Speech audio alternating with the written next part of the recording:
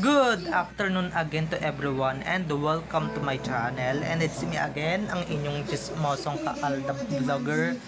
Gusto ko munang magpasalamat ulit sa inyong lahat sa mga walang sawa na tumatangkilik, nanonood, sumusupport at sumusubaybay ng mga content ko here on my YouTube channel. So wag ninyong babaktawan o lalaktawan tong ating content ngayong araw. I'm sure na hindi ninyo pagsisisihan na pinanood nyo ito mula umpisa hanggang hulihan, and syempre wag na wag kayong mag-i-skip ng segment, okay? Buuin nyo to start to finish, and don't forget to share this video. So dumako na tayo sa ating main topic for today's video. Hindi deserve ni Maine ang mga bash at pangbabatikos na kanyang natatanggap sa kanyang social media dahil dito sa pesteng flood control project na ito. So, ito na guys, watch this. Mamaya ipapaliwanag sa inyo ng buong buo. So, ito na guys, watch this. At kung nakita nyo na ngayong recap, so once again, say TT o sa mga admins, dumako na tayo sa ating main topic for today's video. Gaya nga ng sinabi ko kanina,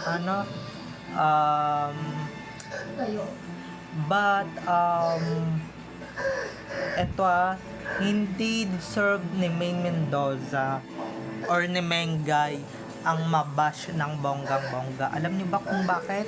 Dahil wala naman siyang ginagawang masama, 'di ba? Binabash siya ng todo-todo. Lalo na nung flood control project, 'di ba? Nung pumutok yun, talagang nagganda leche-leche, nagganda peste-peste na lahat, nagganda loko-loko na lahat. Si Maine ang ginawang pulutan ng mga bashers and syempre ng mga ganito, ganyan, 'di ba? Dahil si Maine lang naman ang nadidikit diyan kay Arjo na malas talaga sa kanyang buhay. Napapansin nyo ba, 'di ba? Buot nung nadidikit siya diyan kay Arjo since 2018, talagang binabash niya na siya talaga ng bonggang-bongga, 'di ba? Talagang binabash siya, at syempre hindi siya tinatantanan ng mga basher, 'di ba?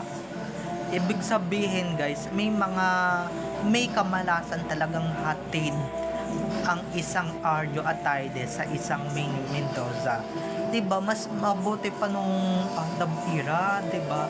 Ito nung Aldab era, si Maine talaga tahimik yung career, 'di ba? Napakasaya nila ni Tisoy, pero ito lang sasabihin ko, ginusto mo yan, 'di ba? Ginusto mo yung mayurakan, yung pagkatao mo laban na nadadamay kay Arjo. Ginusto mo yan, 'di ba? Ikaw yung may gusto ng sarsuela na yan, di panindigan mo, 'di ba? Pero deep inside, 'di ba, nakakaawa din naman talaga si Maine, 'di ba? Dahil hindi niya deserve, lalong-lalo na yung pati yung mga yaman niya na iimbestigahan, 'di ba? Yung mga yaman niya na talagang galing sa malinis, hinihinala, talagang kasali sa flood control project. Pero guys, 'di ba?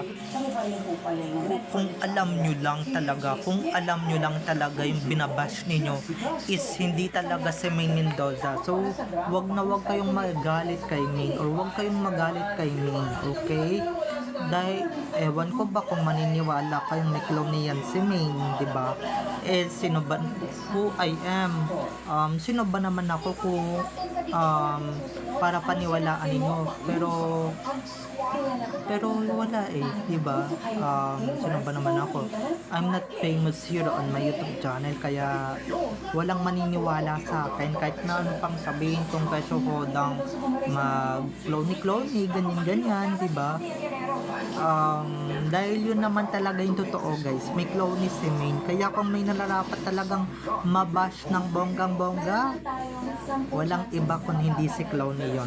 Okay, si Clowny na talagang mukha naman talagang misaltek at mukha talagang dugyot, kahit na sabihin mong pinapaliguan, ginagastusan ng kanyang sugar daddy, ng kanyang asawa na si Arjo Ataide, di ba?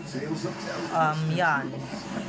Tignan nyo naman, di ba? Yung isa, mukha pa ring fresh, di ba? Mukha pa ring fresh yung binabash ninyo dahil yung yaman niya, may sarili siyang yaman. And guys, take note, may sarili silang yaman ni Alden Richards. Yung si Clowny, di ba?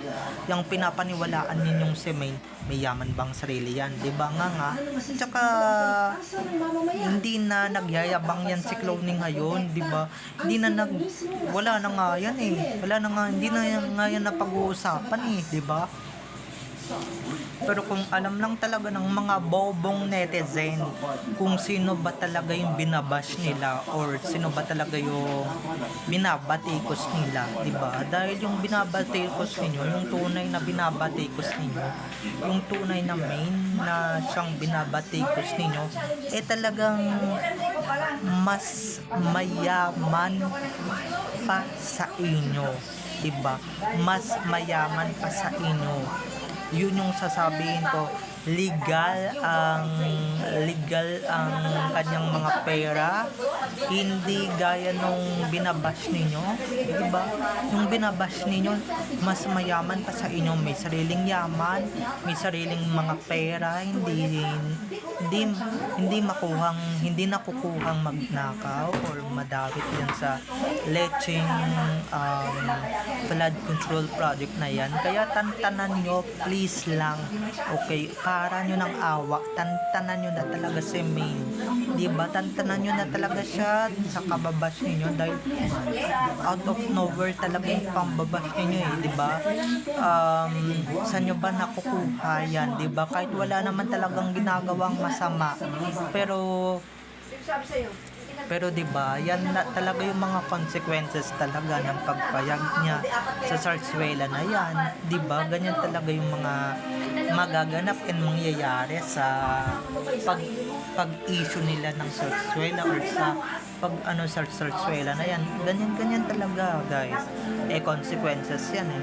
'Di ba? Pero kay Main talaga mas okay lang yan dahil guys, 'di ba, ibig sabihin lang talaga ng binabash ka ng binabash ng mga tao is talagang napag-uusapan ka talaga ng bonggang-bongga, 'di ba? Na pag ikaw yung talk of the town, kumbaga ikaw yung sentro ng usapan, kaya okay lang yan, 'di ba? Ibig sabihin nga, 'di ba, mas napapansin pa siya ng bonggang-bongga kaysa dun sa ibang artista na kesyuhodang kahit anong gawin nila, 'di ba? Kaya hindi sila nababash, hindi sila napapansin ng showbiz or hindi sila napapansin ng mga kritiko. Kasi wala naman talagang kabash-bash sa kanila eh. Or hindi naman talaga sila aksaya ng panahon. Si Main talaga mula nung September pa talaga, dahil nga nadidikit yung pangalan ni Main dyan kay Arjo na talagang magnanakaw, diba? Nadadamay si Main, diba? Nadadamay siya sa wala naman siyang ginagawang masama, diba? Wala naman siyang hindi naman siya nagnanakaw, hindi naman siya kasama dun sa mga nagnakaw ng kaba ng Pilipino. Kaya, diba, yung mga bashers dyan, hinay-hinay kayo dahil baka mamaya maputukan kayo ng ugat someday, diba? Pero yun talaga, diba? Hanggat sikat ka, talagang may mga papansin talagang mga tao, 'di ba? May mga papansin talagang mga aktor, may mga papansin talagang feeling entitled, 'di ba? Pero yung mga binabash nila, yun naman mas mayaman pa sa kanila, 'di ba? Kasi may natural ang yaman 'yan, 'di ba? Yung mga binibili niyan hindi na kahina-hinala dahil pinagpaguran niyo naman din yung mga yaman, yung yaman na um, yung yaman na pinagpaguran niya yan, pinaghirapan niya yan, pero yung i-bash niyo siya dahil sa Lecheng Flood Control Project na yan, idamay ninyo yung pangalan niya. Sino kayo para i-bash niyo siya, di ba? Mas ano pa siya sa inyo, mas mayaman pa entitled, di ba?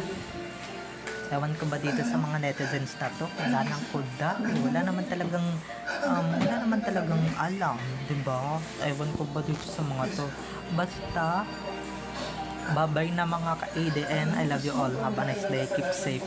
And God bless everyone. Don't forget to subscribe to my YouTube channel. And syempre, don't forget to click the notification bell para pag nag-upload ako kayo agad ang unang-unang manonotify sa aking mga susunod pang i-upload na mga videos. Okay?